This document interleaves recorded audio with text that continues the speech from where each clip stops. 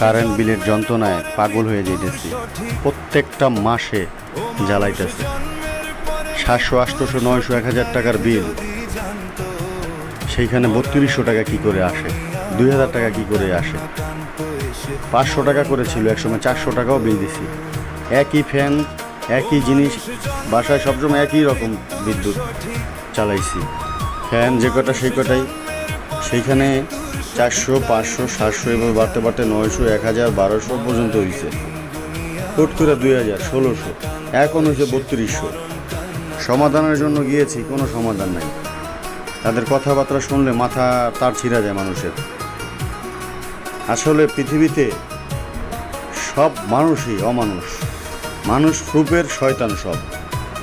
মানুষের কদর যারা করতে জানে না, যারা দায়িত্বে আছে, তারা সত্যিই অমানুষ।